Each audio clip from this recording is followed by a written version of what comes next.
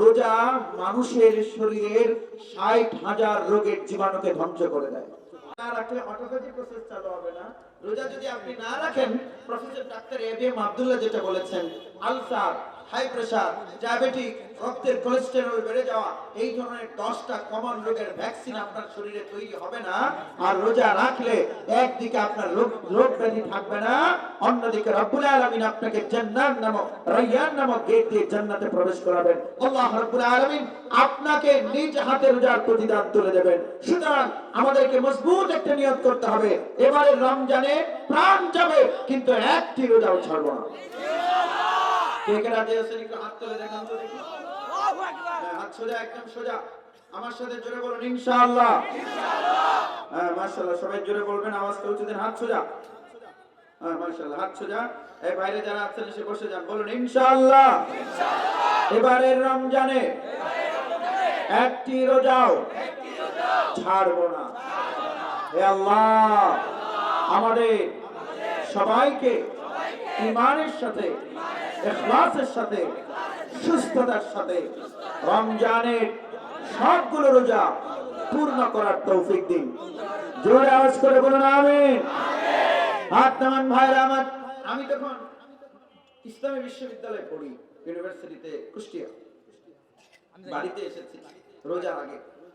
আমাদের এলাকার এক মহিলা আমার সাথে দেখা করলেন, দেখা করে বললেন যে বাজান, এবার তো রোজাটা রাখতে পারবো না। গ্রামের ভাষায় বলছেন, পুত্রে এবার তো রোজাটা রাখতে পারতাম না। এটা হলো কিশোরগঞ্জের ভাষা, বুঝেছেন? এতক্ষণ বুঝতে পারেননি যে আমি ম্যান অফ কিশোরগঞ্জ। তো মহিলা বলছে যে বাবা এবার তো রোজাটা রাখতে পারবো না। আমি বললাম যে ফুফু কেন রোজা রাখতে পারবে না? বললো যে আমার পেটটা 11টার দিকে একটা বিষ উঠে। বিষ মানে কি? 19-20 নাকি? এটা কি? ব্যথা। বললেন যে পেটে এমন একটা তীব্র ব্যথা শুরু হয়, ট্যাবলেট না খেলে আমি আর স্থির থাকতে পারি না। তো ট্যাবলেট খেলে তো রোজা শেষ। মহিলা ভাবলেন যে রোজা রাখতে পারবো না। আমি তাকে বললাম যে ফুফু আপনি নিয়ত মজবুত করুন, আপনি এমন একটা নিয়ত করুন যে রোজা রাখবোই রাখবো, তাহলে আল্লাহ আপনাকে সুস্থ করে দেবেন। এই জোরে বলুন রব, আমাদের আল্লাহ চাইলে পারেন কি পারেন না? তা আমি তো বলে চলে গেছি, আমার মনে নাই। দ্বিতীয় রোজার দিন বিকেল 3টায় সেই মহিলা আমাকে ফোন দিয়েছেন। ফোন দিয়ে বললেন যে পুত্রে তুমি যে কইছিলা আমি একটা নিয়ত করছি, এটা গ্রামের ভাষা আর কি, এখন আপনাদেরকে শুদ্ধ ভাষায় বলি। তিনি বলছেন যে বাবা তুমি যে বলেছিলে রোজা রাখতে সুস্থ হয়ে যাব, আমার তো পেটের ব্যথা ছিল, প্রতিদিন 11টায় ব্যথা উঠে। তা আমি তো গতকাল রোজা রেখেছি, সাহারিকে মজবুত একটা নিয়ত করেছি যে প্রাণ যাবে কিন্তু রোজা ছাড়বো না। আল্লাহ আমাদের কাছ থেকে এমন একটা নিয়ত চান। বলুন আল্লাহ আমাদের কাছ থেকে এমন একটা নিয়ত চান। মহিলা আমাকে বলছে যে আমি একটা মজবুত নিয়ত করেছি, প্রাণ যাবে রোজা ছাড়বো না। এমন একটা নিয়ত করে আমি রোজা শুরু করলাম। ঘড়ি দেখি 11টা বেজে গেল, পেটের ব্যথার খবর নাই। 12টা বেজেছে, পেটের ব্যথা উঠলো না। বিকেল 3টা হয়ে গেছে, ইফতার পর্যন্ত গড়ালো, পেটের ব্যথাটা উঠলো না। মহিলা আমাকে বলছেন আজকে রোজার দ্বিতীয় দিন, আজকে আমার পেটের ব্যথা উঠলো না, দোয়া করো বাজান আমি যাতে রোজাগুলো রাখতে পারি। তো রমজান শেষে আমি ঈদুল ফিতরের ছুটিতে বাড়িতে এসেছি। মহিলা আমাদের বাড়িতে এসে আমার সাথে দেখা করে বলছেন যে বাবা সাহালিকে রোজার যে নিয়ত করলাম, আমার পেট ব্যথা ওঠার আর কোনো খবরই নেই। জোরে আওয়াজ করে বলবেন সুস্থ করে দিয়েছেন কে? আল্লাহ। তো আমি ঈদের ছুটি কাটিয়ে চলে গেছি বিশ্ববিদ্যালয়। 3 মাস পরে এসেছি। এসে বললাম যে ফুফু আপনার পেটের ব্যথা কি উঠেছিল? বললো আর পেটের ব্যথা উঠার আর কোনো খবরই নেই। সুস্থ করে দিয়েছেন কে? আল্লাহ। এজন্য মজবুত নিয়ত করতে হবে। We have to make strong intention যে আমরা রোজা রাখবো ইনশাআল্লাহ। এটা হচ্ছে 1 নম্বর প্রস্তুতি, মজবুত একটা নিয়ত করা। এবারে রমজানে একটি রোজা। আওয়াজ কমেছে কেন? জোরে বলুন একটি রোজা ছাড়বো না। 2 নম্বর হলো পরিবারের প্রস্তুতি নেওয়া।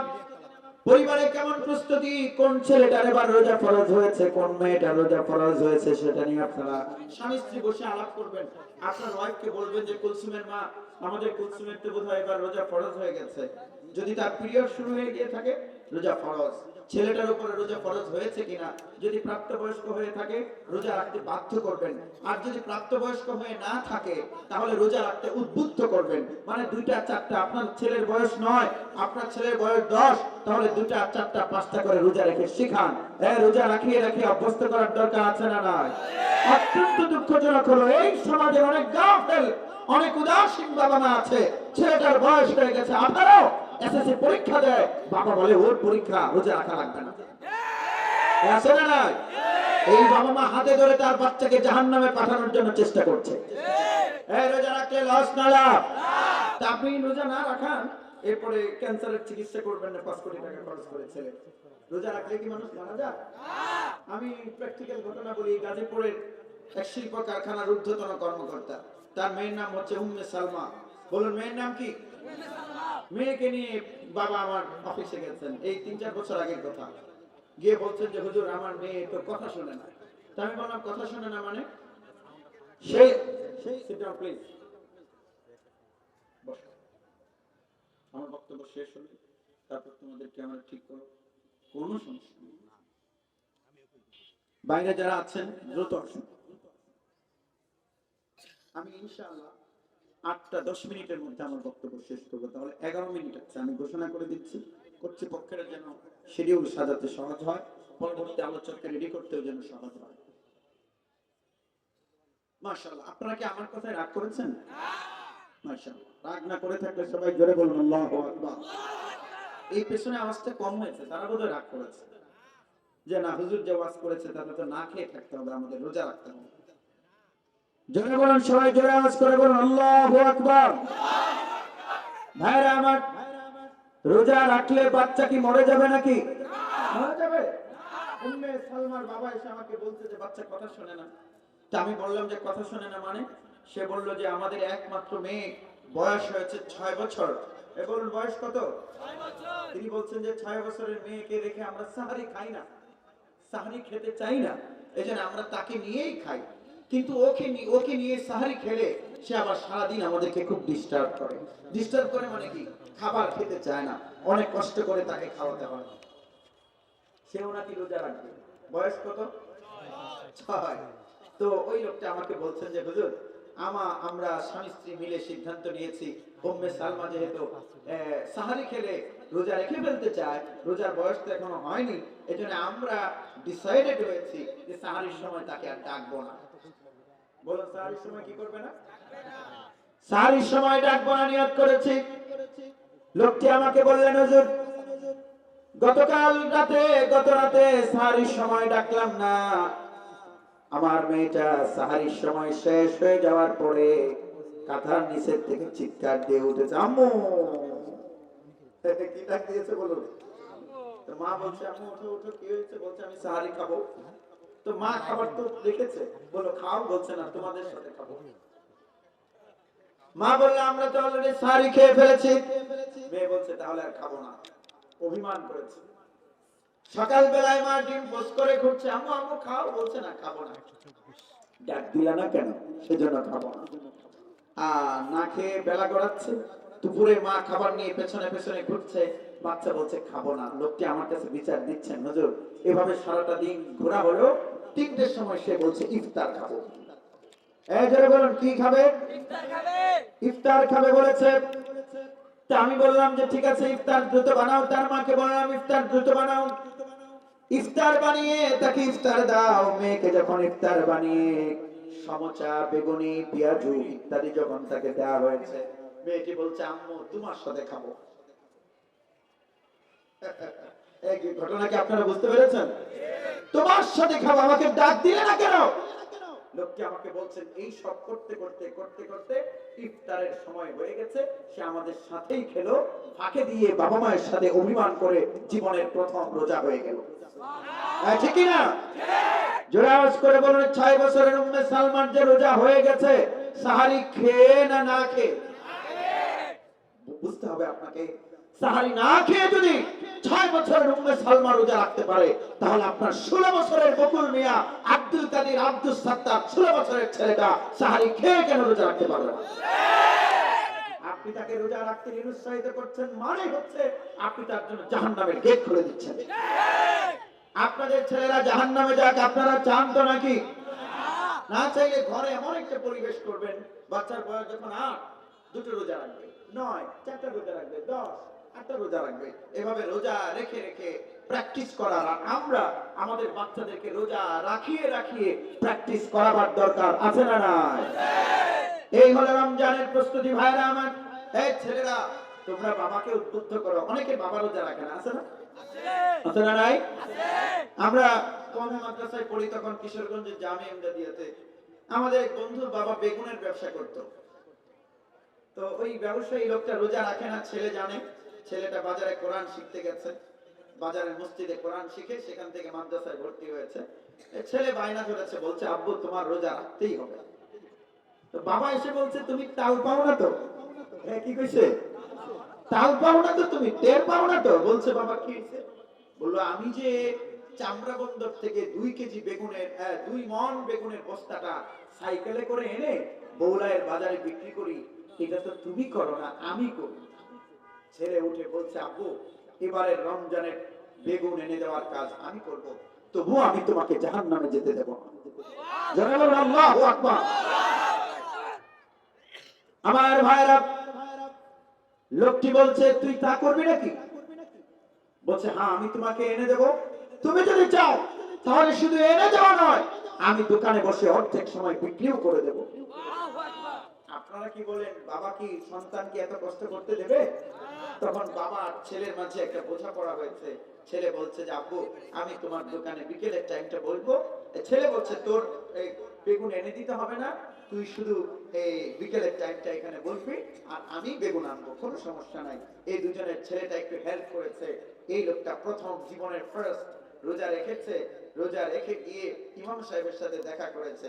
দেখা করে বলছে হুজুর আল্লাহ যে আমাকে এমন একটা ছেলে দিয়েছেন, এজন্য আল্লাহর দরবারে শুকরিয়া। ইমাম সাহেব বলেন আপনার ছেলে কি করেছে? সে বলল যে জীবনে প্রথমবার আমি আজকে রোজা রাখার আনন্দ পেলাম আমার সন্তানের কারণে। রোজা রেখে ইফতারের সময় যে আনন্দটা হয়েছে, এই আনন্দ আমি জীবনে উপভোগ করিনি। ভাইরা আমার, সেই লোকটি পরের দিন তার সন্তানকে বলছে বাবারে আমার, বিকেল বেলায় তোর দোকানেও বসতে হবে না, তুই তো রোজা রাখিস, আমিও রোজা রাখি, আমার কাজ আমি করব। নিয়ত করলে রোজা রেখেও কষ্টের কাজটা করা যায়। বাবা নিজেই কাজ করলো, নিজেও রোজা রাখলো। আপনারা বলুন আমাদের যাদের বাবা মা রোজা রাখে না তাদেরকে উদ্বুদ্ধ করার দরকার আমাদের আছে না না? এটা হলো রমজানের পারিবারিক প্রস্তুতি। 3 নম্বর, আমি সবগুলো আজকে বলতে পারবো না, 4টা বলবো। আপনারা কি আমার কথায় রাগ করেছেন? রাগ করার তো কোনো কথাই আজকে বলি না। 3 নম্বর বিষয় হলো রমজানের অর্থনৈতিক প্রস্তুতি। এই যে আপনাদের ঘরে যে ফকির আছে, দরিদ্র মানুষ, তাদেরকে ফকির কে বানিয়েছেন? কথা বলে না, কে বানিয়েছেন? আচ্ছা আল্লাহ চাইলে কি আপনাকে তার জায়গায় রাখতে পারতেন? আমাকে রাখতে পারতেন? আপনি রমজানে দান করবেন। রমজানে দান করলে সওয়াব কমে না বাড়ে? আলহামদুলিল্লাহ প্যান্ডেল মোটামুটি ভরে গেছে, বসে যান, সবাই বসে যান, বসে যান। এই যারা দাঁড়িয়ে আছেন বসে যান, সিট ডাউন প্লিজ। এই তুমি কোথায় যাও? তোমার সিট খালি তো, বসে যান। একটু এই আমার ঠিক ঠিক যে মাইকের যে স্ট্যান্ডটা, এটার এই মাথা ওই মাথা ডান পাশে যারা তারা হাত তুলবে। আর এত সময় লাগবে বস্তু মিস হয়ে যাবে। ডান পাশে যারা তারা সবাই হাত তুলুন, হাত সোজা করুন, জোরে বলুন আল্লাহু আকবার। হাত নামান, এখন বাকি সবাই হাত তুলুন। হ্যাঁ, আপনারা কি হাঁটতে চান না জিততে চান? আপনারা জিততে চান? দেখা যাবে মঞ্চ বলুন আল্লাহু আকবার। এরা জিতেছে, কিন্তু এখানে তো মানুষ কম হিসেবে তারাও জিতেছে। এখন 3জন বসো, জেতার দলে যোগ দাও নাকি হারার দলে যোগ দিবা? আমরা এবার সবাই মিলে জিতবো। যাদের স্লোগান হয় আল্লাহু আকবার, তাদের অভিযানে ডিকশনারিতে পরাজয় বলে কোনো শব্দ নেই। নির্বাচনে তারা ভোট কম পেলেও জিতে যায়, বেশি পেলেও জিতে যায়, ঠিক না? জোরে একটা আওয়াজ হবে, সবাই দুই হাত উঁচু করুন।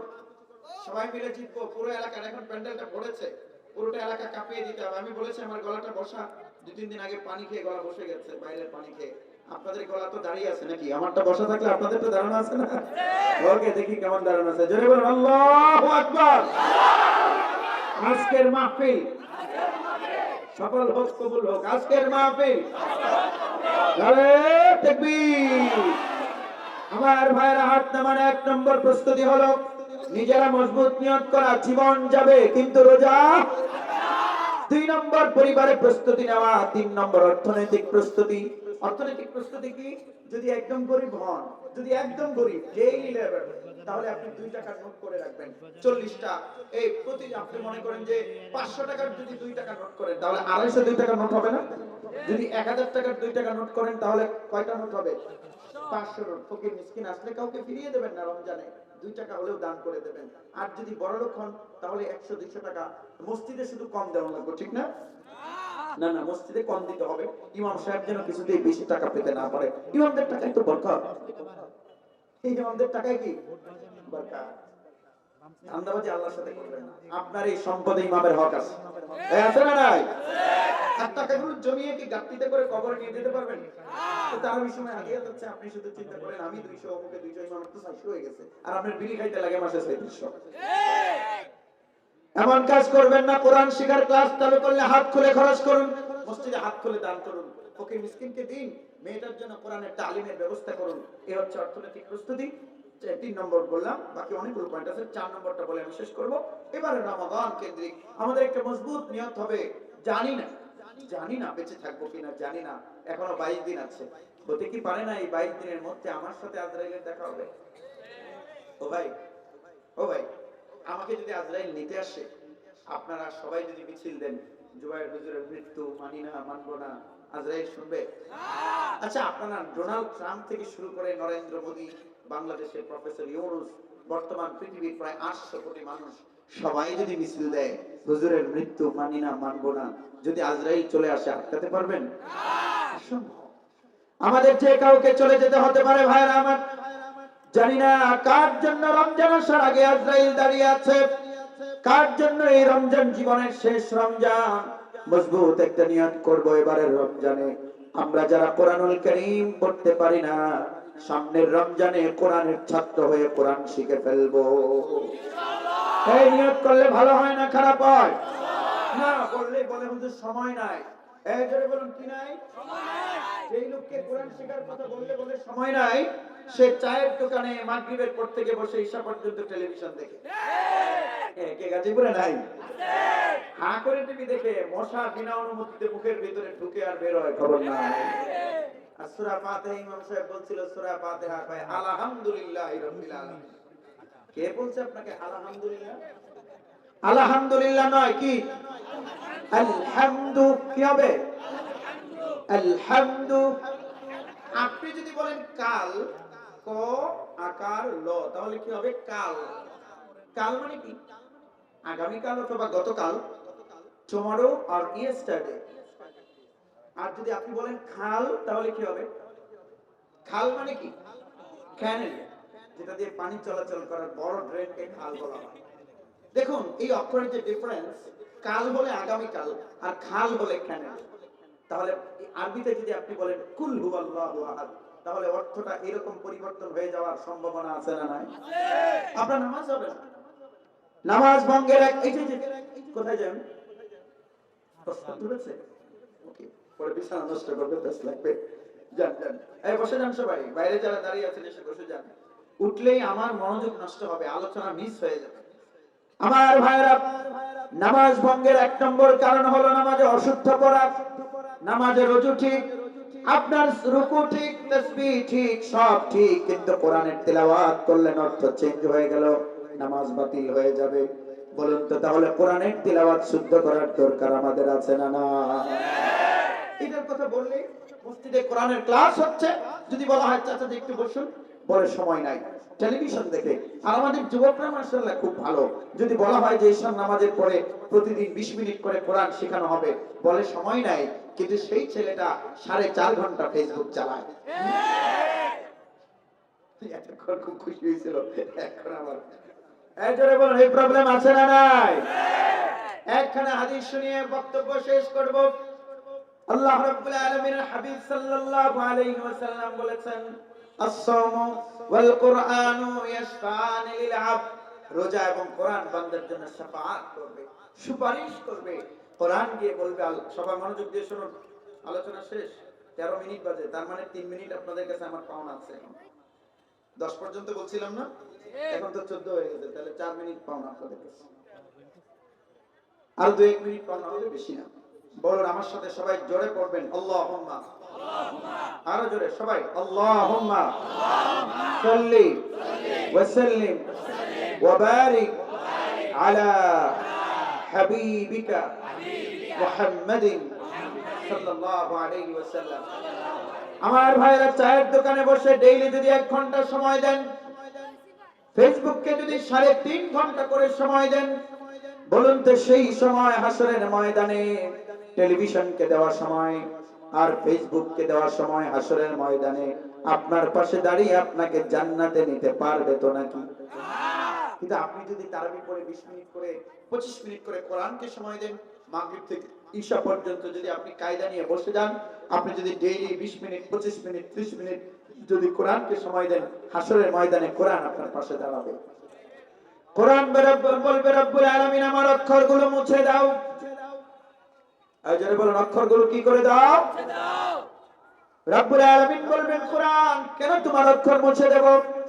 কোরআনুল কারীম বলবে রব্বুল আলামিন বোর্ড বাজারের তোমার অমুক শ্রমিক বান্দাটা সারা দিন গার্মেন্টসে চাকরি করেছিল, রাতের বেলায় 1 ঘন্টা 1.5 ঘন্টা দাঁড়িয়ে তারাবিতে আমাকে শুনেছিল, মাবুদ মসজিদে এসেছিল না, শরীরটা শ্রান্ত হয়ে পড়েছিল, মনে হচ্ছিল এখানে তিনি পড়ে যাবেন।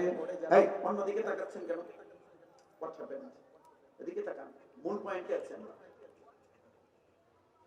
আমার ভাইরা, কোরআন বলবে রব্বুল আলামিন এই লোকের শরীরটা ছেড়ে দিয়েছিল, কিন্তু ইমাম সাহেব যখন বলেছে কোরআন শেখানো হবে, সেই ক্লাসে সে বসে গিয়েছিল।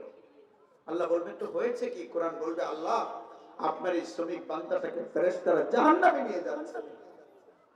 আল্লাহ বলবেন তো হয়েছে কি? কোরআন বলবে আল্লাহ আপনার এই বান্দা আমাকে পড়েছিল, তাকে যদি জাহান্নামে নিয়ে যাওয়া হয় তাহলে আমার অক্ষরগুলো থাকার কি সার্থকতা আছে? আল্লাহ বলবেন তুমি কি চাও? কোরআন বলবে আল্লাহ আপনার এই বান্দাকে maaf করে দেন। রব্বুল আলামিন বলবেন ফায়ুশাফাআন, কোরআন ঠিক আছে যাও, সারা দিনের শ্রান্ত শরীরে তোমাকে যে ত্যাগ করেনি, তোমাকে বুকে জড়িয়ে যে তিলাওয়াত করেছে, আমার সেই বান্দাকে আমি maaf করে দিয়ে জান্নাতি করে দিলাম। সুবহানাল্লাহ। আর জোরে আওয়াজ করে বলুন কোরআনের সুপারিশ পেতে আমরা চাই কি চাই না? আরে এইজন্য রমজানে আমরা কোরআনকে সময় দেব। লাস্ট পয়েন্ট, আপনি যখন কোরআন শিখতে আসবেন আপনার পদতলে ফেরেশতারা তাদের নূরের পাখাগুলো লাল গালিচা হিসেবে বিছিয়ে দেবে। তাহলে আপনার দাম কমবে না বাড়বে? এই যে আপনি ভাই, এই যে আপনি ভাই, আপনি এভরিওয়ান আপনাদের দাম বাড়ুক আপনারা চান না? আরেকজন নিজেকে বলুন সবাই যে আমি ইনশাআল্লাহ এবারে রমজানে কোরআন শিখবো। সবাই রাজি তো ইনশাআল্লাহ? কোরআনের ছাত্র হয়ে যদি কবরে যান, শিখতে যদি নাও পারেন, চেষ্টায় রত অবস্থায় যদি কবরে যান, তাহলে আপনি শাহাদাতের দরজা নিয়ে জান্নাতি হয়ে যাবেন। সুবহানাল্লাহ। এজন্য আমরা কোরআন শিখবো, তবে বাচ্চাদেরকে কোরআন শেখানোর কিন্তু কোনো দরকার নাই। না দাম কমে যাবে না, আমি যে বড় লোক, আমি তো কিন্ডারগার্টেন তারপর ইংলিশ মিডিয়ামে দেব, সেখানে গাড়ি দিয়ে আমার বাচ্চাকে, এটা স্ট্যান্ডার্ড আছে না? শুনুন, বাচ্চাকে কোরআন শেখান, আপনার বাচ্চার দাম বাড়বে। দুনিয়ার এই গাড়ি দিয়ে কি আপনার বাচ্চাকে যখন আপনি মক্তবে নিয়ে যাচ্ছেন, তখন ফেরেশতারা পৃথিবীর প্রেসিডেন্টের জন্য যা বিছিয়ে দেয় না, সেই নূরের পাখাগুলো আপনার সন্তানের পায়ের তলে লাল গালিচা হিসেবে বিছিয়ে দেবে। এজন্য আমরা বাচ্চাদেরকে কোরআন শেখাবো। সবাই রাজি তো ইনশাআল্লাহ? এই যে বৃদ্ধাশ্রমের ব্যাপারে 5-7 দিন আগে একটা রিপোর্ট করলাম, বাংলাদেশের বৃদ্ধাশ্রমগুলোতে বেশিরভাগ মানুষ বড়লোকদের বাবা মা এবং বিত্তশালীদের শিক্ষিতদের বাবা মা। আপনারা, আমি চ্যালেঞ্জ করি, বাংলাদেশের কয়জন হাফেজের বাবা মা বৃদ্ধাশ্রমে আছে বলুন? আছে? আমার কাছে এক লোক ময়মনসিংহ পলিটেকনিক ইনস্টিটিউট, ময়মনসিংহ এর তার বাসায় পলিটেকনিকের প্রিন্সিপাল ছিলেন, ওয়াজ করেছি 1.5 ঘন্টা 2 ঘন্টা, এসে আমাকে বলছেন যে হুজুর আমি 5 মিনিট কথা বলবো। বললেন যে আমার ছেলেটাকে মাদ্রাসায় ভর্তি করিয়েছিলাম, আমি তখন ইনস্ট্রাক্টর ছিলাম, লেকচারার ছিলাম, এখন থেকে 30 বছর আগে। বন্ধুরা আমাকে কত তিরস্কার করেছে, বলেছে যে তোর ছেলেকে দিনে মাদ্রাসায় জঙ্গি হবে। আগে কি বলতো? খাইবো কি এটা, সার্টিফিকেটের ভ্যালু নাই। আমি আল্লাহর উপরে ভরসা করে দিয়েছিলাম, এখন আলহামদুলিল্লাহ আমার ছেলে মাদ্রাসায় 7 বছর খেদমত করে এখন ব্যবসা করে, একটা মাদ্রাসায় 2টা ক্লাস করায় ফ্রি। আমার ছেলের ব্যবসায় এত বরকত হয়েছে, তারা বড় বড় অফিসার বানিয়ে যে রিজিক না পেয়েছে, আমি তার চেয়ে বেশি রিজিক পেয়েছি। আমি আনন্দের হাসি হাসি। তা আমি তাকে জিজ্ঞেস করলাম, রিজিক পেয়ে আসেন? বললেন, না হুজুর, আর একটা কারণ আছে।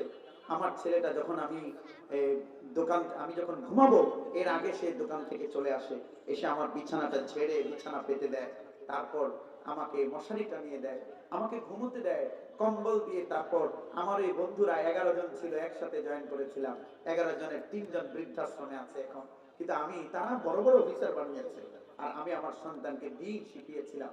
আমার সন্তান কম্বলের ভেতরে পাটা দিয়ে হাত দিয়ে আমার পা গুলো টিপে দেয়, তারপরে মাথায় মেসেজ করে দেয়, আমি ঘুমাবার পরে যাই। তো আমি একদিন চিন্তা করলাম, আমি ঘুমাবার পরে সে কি করে সেটা দেখব।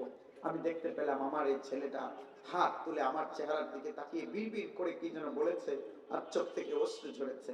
পরের দিন আমি দোকানে তাকে ফোন করে নিয়ে গেলাম, গিয়ে বললাম, বাবারে বলতো তুই কি করেছিস? বললো, আপু তুমি দেখেছো নাকি? বললো, আমি তো দেখেছি, আমি ঘুমের ভান করেছিলাম, নাকে যে ডাক শুনেছি এটাও আমি ইচ্ছে করে দিয়েছিলাম, তুই কি করো সেটা দেখার জন্য। ছেলে বলতে চায় না। বাবা বললো যে অনেক পিড়াপিড়ি করলাম। আমার ছেলে বলছে, আপু আমি হাত তুলে দোয়া করেছি, আল্লাহ তুমি আমার বাবাকে সুস্থ রাখো, যদি তিনি কখনো অসুস্থ হয়ে পড়েন আমি চাই এই হাত দিয়ে তার পায়খানা পরিষ্কার করব, তবুও আমি তার মৃত্যু চাই না। জোরে বলুন আল্লাহু আকবার। আমি তো প্রতিদিনই দোয়া করি। সন্তানকে যখন দ্বীন শেখাবেন তখন সন্তান জানবে রিদাল রাব্বি ফি রিদাল ওয়ালিদ ওয়া সাখাতুর রাব্বি ফি সাখাতিল ওয়ালিদ। বাবার সন্তুষ্টিতে আল্লাহর সন্তুষ্টি, বাবার অসন্তুষ্টিতে আল্লাহর সন্তুষ্টি। আর আপনি যদি শুধু সায়েন্স সায়েন্স সায়েন্স সায়েন্স করেন, কোরআন না শেখান, দ্বীন না শেখান, বিজ্ঞানের কোনো বইয়ে নাই বাবা মাকে ঘর থেকে বের করে বৃদ্ধাশ্রমে পাঠানো যাবে না। এটা কি বিজ্ঞানের কোনো বইয়ে আছে নাকি? এটা ধর্মের বই আছে, ইসলামের বই আছে। সেই বই আপনাকে বাচ্চাকে পড়াতে হবে। আপনারা বাচ্চাদেরকে কোরআন শেখাবেন। 1 মিনিটে একটা কথা বলে আমি শেষ করব।